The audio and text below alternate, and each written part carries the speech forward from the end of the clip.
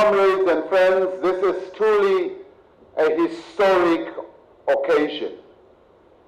A historic occasion in that we are witnessing history in the making. We are witnessing a great movement reuniting itself. And I'd like to say that initially I had discussions with President Salva Kiir before coming here, and thereafter I had discussions with Comrade Deng Alo and also with Comrade Taban Deng. And when I had a discussion with Comrade Deng Alo and Taban Deng, who we've been dealing with on a number of issues over the past 2 years or more. We've been meeting in Addis Ababa, in Nairobi, in Pretoria in South Africa, and many other places, trying to find ways of forging peace and reconciliation between the various entities of the SPLM. This afternoon, when I saw Comrade Deng Alo and Comrade Taban Deng, they expressed some doubts about coming to this special convention. And they said to me, we don't know how we are going to be received. Maybe we shouldn't go. And I said to them, this is a special day. I would like you to come because President Salva Kiir will welcome you. And I'm really pleased that they are here today. I'm particularly happy that they have spoken about unity. They have spoken about the reunification of the SPLM. Let's give them a big round of applause for having come here. This is also a special day because from what the two comrades were saying, and I'm sure from what President Salva Kiir is also going to say, we can truly say that indeed the conflict that engulfed the SPLM has today come to an end, and the guns of war have now been silenced.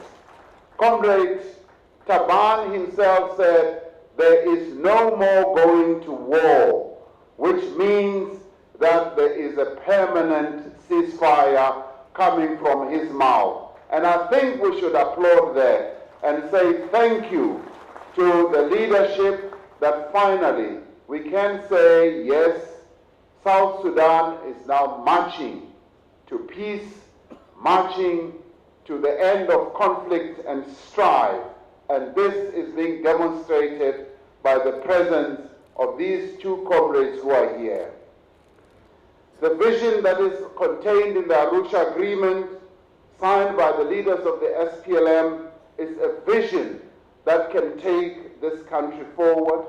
It was supported and shared by leaders of the people of Tanzania, people of Kenya, Ethiopia, Uganda, South Africa, and the entire continent. Yes, it is also a vision that is supported by those who are supporting the peace process in South Sudan from the international community.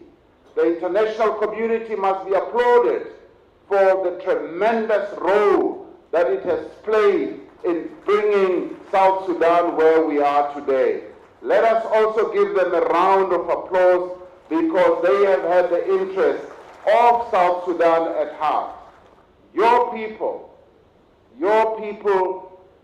are the people who have suffered throughout this whole conflict.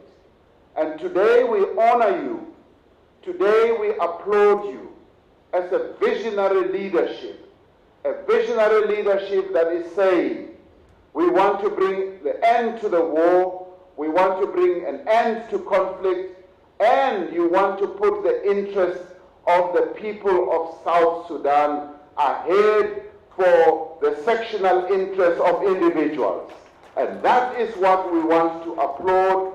And today as CCM and ANC, we stand here to thank you for what you are doing. We owe it to those ordinary people of South Sudan to ensure that this convention adds rather than subtract from the efforts directed at the unification of this revolutionary movement of the people of South Sudan. The people of South Sudan want to see development. Beyond this reunification process and beyond the formation of the government that President Salva Kiir will be announcing shortly, in a few days or whatever, the people of South Sudan expect that the process of developing South Sudan will now start in earnest.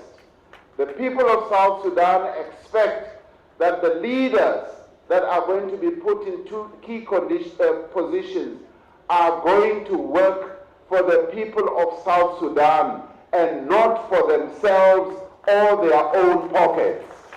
The people of South Sudan expect that those leaders will not be feathering their own pockets or their own bank accounts, but that they will be working to advance the interests of the ordinary people of South Sudan.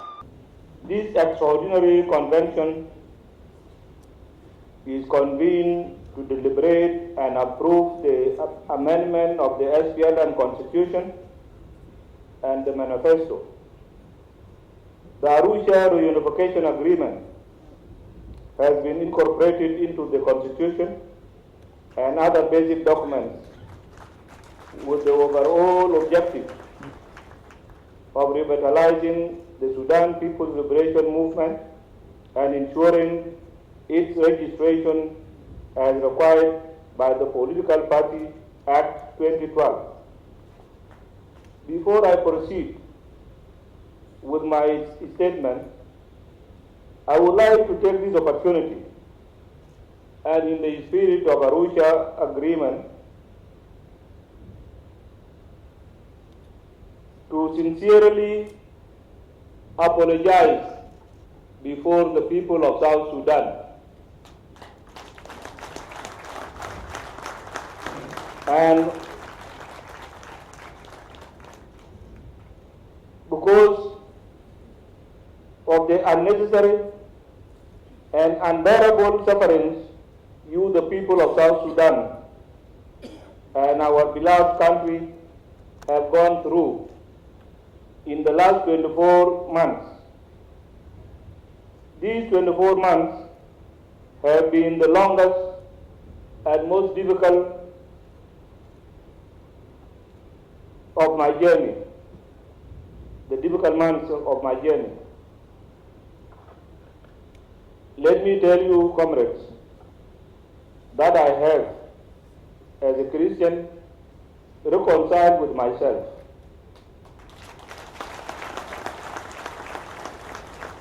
Which is an important step for all of us as one people and one nation to reach out to each other and reach a point of harmony and unity within ourselves and with our neighbors, so that